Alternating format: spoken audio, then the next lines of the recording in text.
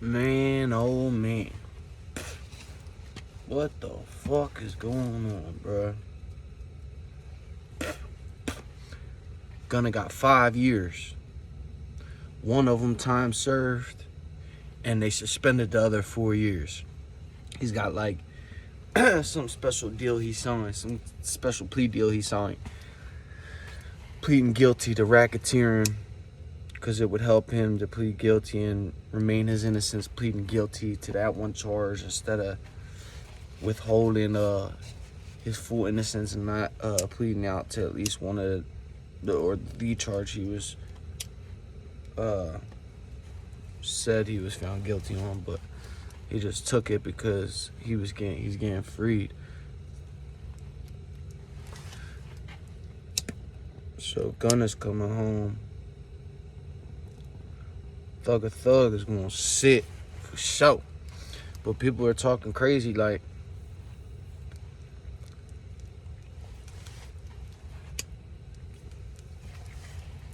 it's a shock that Gunna got out. You know what? Money, you know when your money is that long, that shit don't matter. My hair is wet from the shower and I'm not finna get sick, so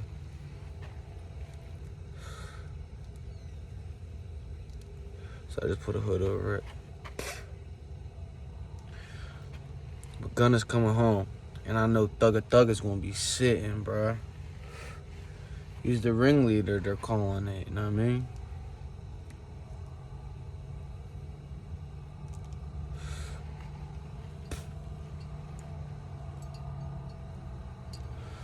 Free that boy Y.F.N. Lucci. Free Big Moochie Great. Free Bankroll Freddy. Free the guys. PRE for life, man. Know that. Good old Gibbstown police riding by as always, harassing the motherfucker, trying to. Last night, them scumbags drove by and waved to me. Yeah, we got a serious history out here with these dirty cops.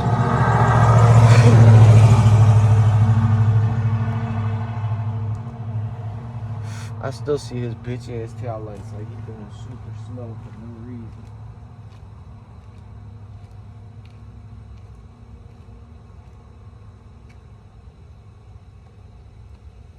They really just be starting shit. Just started. Like every police officer, they just think they're above the law, so they all act out. That's every cop everywhere. Fuck that. Oh, I got a brother, he's a cop, and he's a good cop. I got a cousin, he's a good cop. Fuck all that. To your face, they good. But they signed a dotted line stating to forever have a cop's back. Like, civilians are never right. Like, we'll never be right in the cops' eyes. The cops will forever go against a civilian. They signed a dotted line stating they would do that. Swearing to an oath.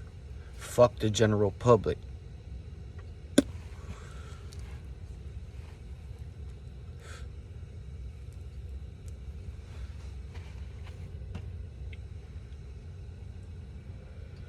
It's like the rap industry equivalent of selling your soul. Them boys signed a dotted line to be scumbags to have ultimate power. Well, think they have ultimate power over everybody because they ain't got shit over me. Know that. You got to catch me if you can. I'm a gingerbread man. I'm finna flight for real.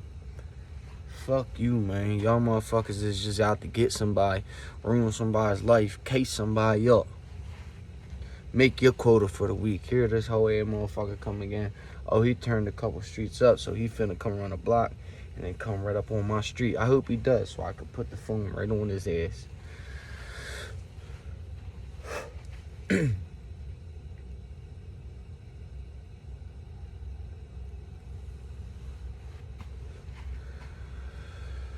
ongoing though with these motherfuckers out here.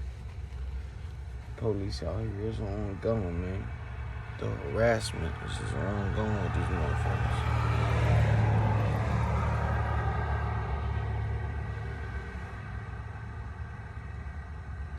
I hope hope that's what his bitch ass is doing. Circle on the block so he could pull up right here. Cause they just be on some fuckboy shit. Just trying to fuck with somebody. Ruin somebody's day, ruin somebody's life, man. Get the fuck on, bruh. Gun is coming home.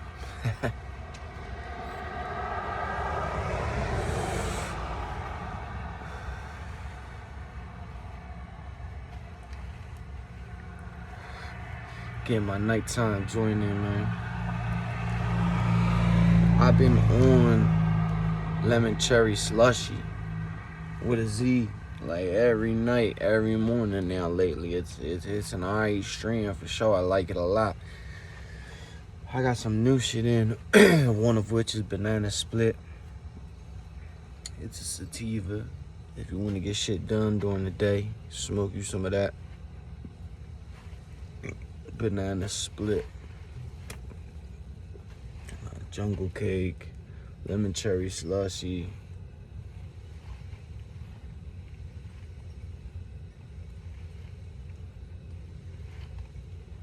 banana split, and I forget the other one.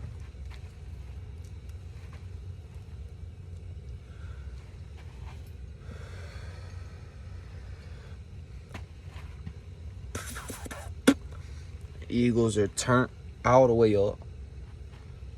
Turned that way. Super Bowl bound again. We doing this for you, Daddy. This time my daddy ain't gonna be here to see it. He was here to see our first Super Bowl. God rest my daddy's soul, man. Abraham Lincoln Kamak III. Yeah, Abraham Lincoln Kamak III.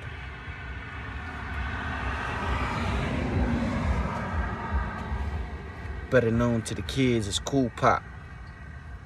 To the kids of my family, that's Cool Pop.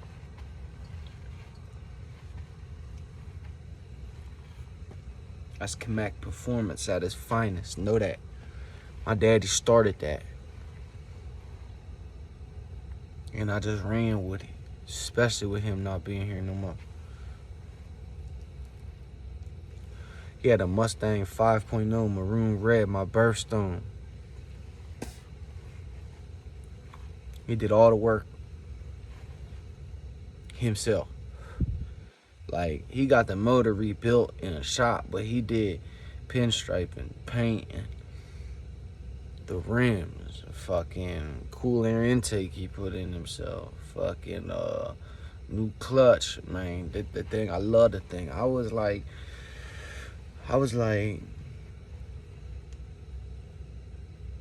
12, 13, 14, 15, all of those ages when he had that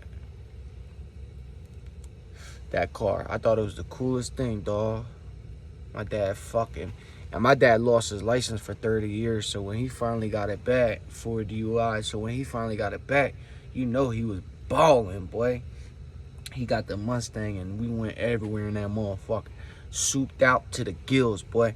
Every time I was in that bitch, I felt like I was on a rocket ship for real, man. I thought it was all that and a bag of chips. And it was, for real, like. It would make any young boy smile, especially with his daddy right next to him. Foot on the gas pedal. Oh, shit. Good times. But that's where Kamak Performance was born. Was when he had that Mustang. Because he was always, my dad was real artistic. He was always known to, like, you know, he always made signs for my football games, but not like normal signs. Like, I was a Seminole one year and he made this big ass arrowhead out of a cardboard and he put 3D letters, my last name on the front, and he painted the whole big ass arrowhead black, white, and gold because those were our football colors. Dressed up as an Indian with the big old feather fucking hats. My dad was into that. Like, our house, my childhood house that had the Mustang parked at in Oak Valley, my childhood house, like the basement was like my dad's space where Eagles games would go down and all that shit. But he always would have, that was another fucking hoe ass cop. It's probably the same one just circling the block on some hoe shit.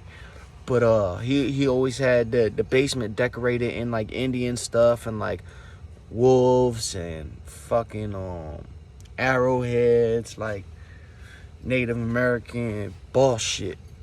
And super artsy when it came to the Mustang, him doing the pinstriping and ordering custom stickers and all that shit. I would go to the place. I still remember the place that he got the custom stickers from, this car shop on Route 45, a little ways away from me, but it was close to where I grew up, my childhood house. And I remember going there with my dad to get the stickers. I remember putting the stickers on. It was big blue custom stickers, and you would think like blue and red goes good, but the whole car was maroon red and the stickers were blue. Blue and red does go good. And on the back windshield on the top, in like this really awesome font, it was like Camac and square letterings, because you could spell our last name frontwards and backwards, C-A-M-A-C, C-A-M-A-C. So it was like cool square letters, big ones, Camac, and then under it in cursive, big cursive letters, Performance. So it said Camac Performance, because my dad would take the Mustang to the tracks in the Echo and run it in a quarter mile. Our last name's Camac. He would go perform every weekend in the car at the drag strip. Camac Performance was born. And so I incorporate that in every aspect of my life. Camac Performance. I perform at everything. At work, my work ethic is crazy. When I teach my son a sport, football this past winter, just starting basketball now, you know, the mentality of we can't be beat. We're unbeatable. We're too nice. We're too nasty. We're too athletic. We can't be beat. Camac Performance. I perform at my greatest when everybody's watching. You know what I mean? When everybody's watching, I perform at my greatest. And when your back's turned, I do the most without looking for no credit. When your back's turned, I'm helping somebody. I don't want nobody to see me help nobody. I don't want credit for giving somebody money on the street, giving somebody food on the street.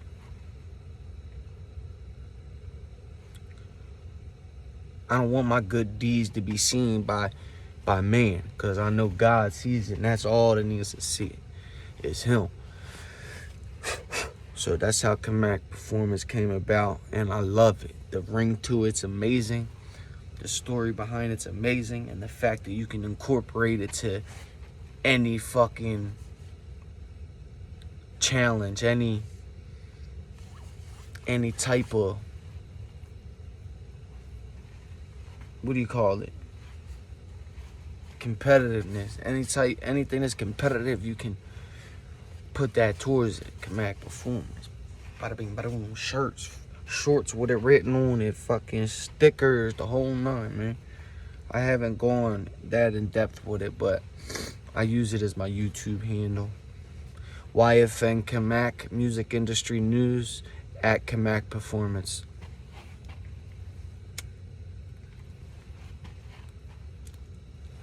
My dad was a good man, and so is his dad. My pup-up, he's still around. He's 81. He retired a decade ago from driving tractor trailers my whole life. My pup-up, he was gone 3 days out the week, every week my entire life. And then he would come home for 2 nights, and then he'd go back out. He was a tractor trailer driver for 30 some odd years. Long time, real long time, like 37 years. And then he retired, and like a year into his retirement, he picks up another job a year into his retirement, and he's been at that job now a decade, 10 years, you know, delivering forklift parts. Still driving, but he comes home every night. 81 years old, still busting the move, man. He lost his dad when he was really young, my pup-up, so he had to step up and be the man of the house, because it was just him and his mom. He didn't have other siblings, so he's been working since he was like 7, my pup-up. Holding shit down. He's got like magnificent credit. Their house is paid off. They had the same house that they raised my dad, my Aunt Chris, and my Aunt Kim in, still till this day. It's paid off. It's mine, my sister's, my cousin Brittany, my cousin Chelsea, and my Aunt Chris's, when God forbid they go. Like, they got the perfect life. Like, white picket fence, obviously, but like down to like A1 credit, fucking a million cars in his lifetime. He's owned, like, the way you're supposed to do your life is how my pop-up did it. And I always envied that, like my daddy and his daddy, and how they lived like a real life. You know what I mean? Like, I'll never have a license.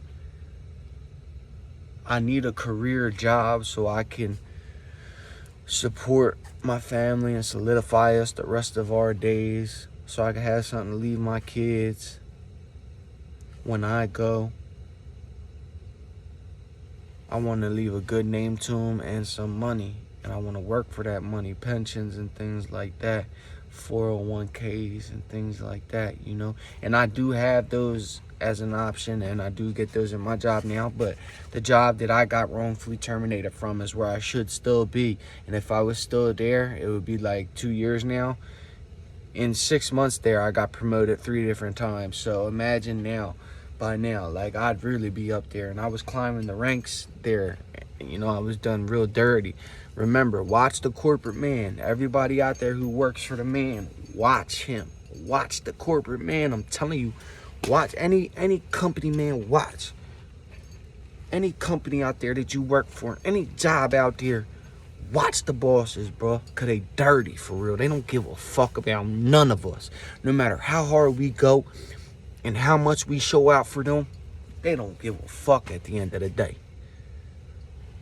Bosses, and then the owners. Man, none of them motherfuckers care about you, dog. All they care about is you bringing money in to their company, because everybody's replaceable, and as soon as they flick you out the way, they got another fucking peon Joe Schmo that comes in and does the same shit, and it's just a circle, revolving fucking door, over and over and over again, and they get it off, because that's what companies do. They dirty. And the people they got working for them is even dirtier, boy. Know that. They rather pay a slow, shitty worker less money than pay someone who's sharp, crazy great work ethic, and goes hard and is super passionate and has people stand at attention when they walk in the room at work. They rather get rid of that person, who was me, and pay the slower, dumb rat. Mentally slower rat. Less money to keep him around. I mean, less money. They ain't gotta worry about a strong-minded, strong-willed, strong-working man. I mean, they could just bully this tart. I mean, and I have family with special needs, so this ain't nothing about none of that. You know, anything about that's none about none of that. I just say that because this man took everything from me. Everything from me. The same night my daughter was born. Over an argument we had at work. Over a 40-second argument.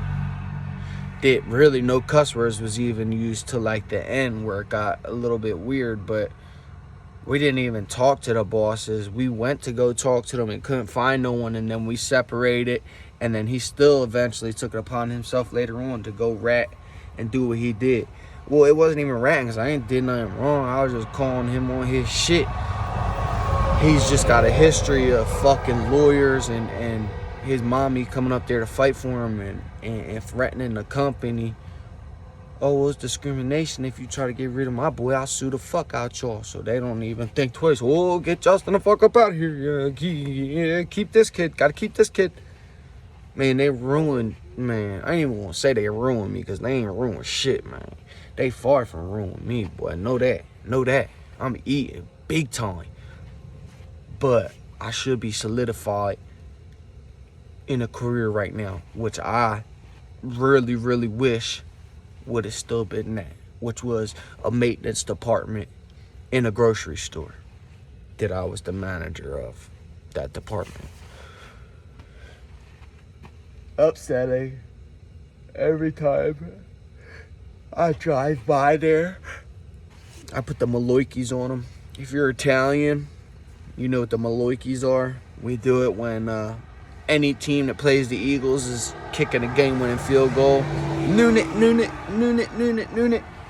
And then bad juju, the Maloikis, you know what I mean? Every time my mom drives by, she says she put the Maloikis on that place. You know what I mean? Karma's finna get them motherfuckers, because I ain't never got my payback.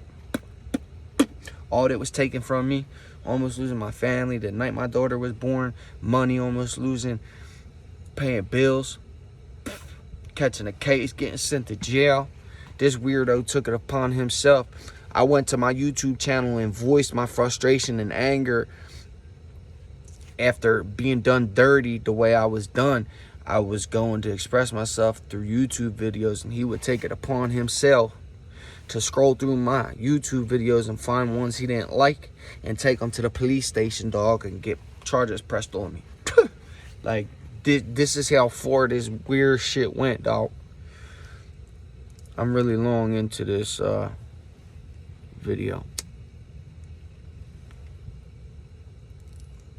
So you can see I ain't finished. I kept rambling. Just know I'm gonna go in when I turn this off. I'll holla at y'all. Come back, performance out.